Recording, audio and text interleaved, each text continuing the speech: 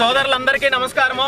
ఈరోజు మీ అందరికీ తెలుసు, నేను రాజకీయంగా ముందుకొచ్చింది రాజకీయాలు చేయడం కోసం కాదు, వ్యాపారాలు చేసుకోవడం కోసం కాదు, పదవుల కోసం అంతకన్నా కాదు।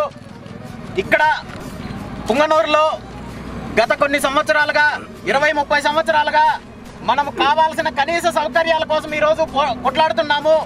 కనీస సౌకర్యాల కోసం ప్రజలు పోరాటం చేస్తున్నారు। ఇక్కడ కావాల్సిన అభివృద్ధి కోసం ప్రజలు పోరాటం చేస్తుంటే నాయకులు పార్టీలు ఏ ఒక్కరు ఈరోజు ప్రజలకు కావాల్సిన కనీస సౌకర్యాలు తీర్చే పొజిషన్లో లేరు।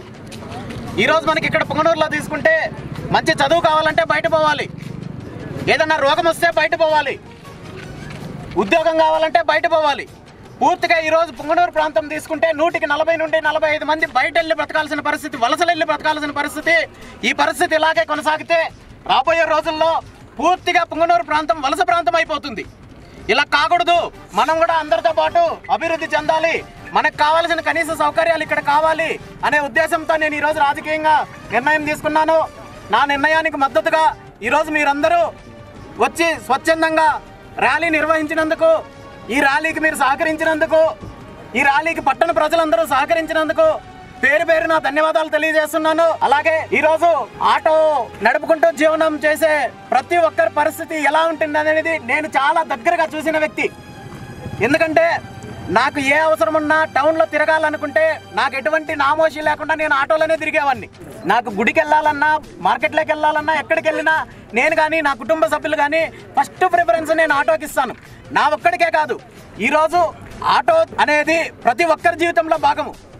ఏ చిన్న ఎమర్జెన్సీ వచ్చినా, బస్టాండ్కి వెళ్ళాలన్నా, రైల్వే స్టేషన్కి వెళ్ళాలన్నా, ఇంకో చోటుకి వెళ్ళాలన్నా కార్లు బస్సులు ఇవన్నీ కాదు, ఇంటి దగ్గర నుండి తీసుకెళ్ళగలిగేది కేవలం ఆటో వల్ల మాత్రమే। కానీ ఈరోజు పుంగనూరులో తీసుకుంటే ఆటో నడుపుకుంటూ జీవనం చేస్తున్న వాళ్ళ పరిస్థితి దారుణంగా ఉంది।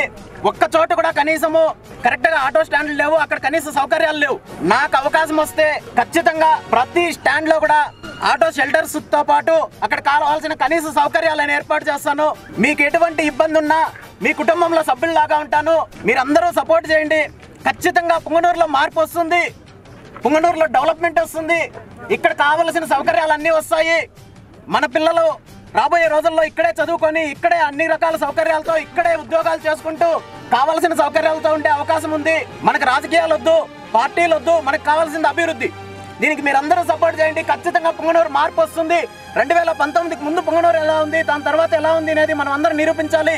దానికి మీరందరూ మద్దతు ఇవ్వండి, ఖచ్చితంగా ఇక్కడ మార్పు వస్తుంది। మీకు ఏ ఇబ్బంది ఉన్నా నేను ఉంటాను ముందు। ఈ అవకాశం ఇచ్చిన మీ అందరికీ ధన్యవాదాలు।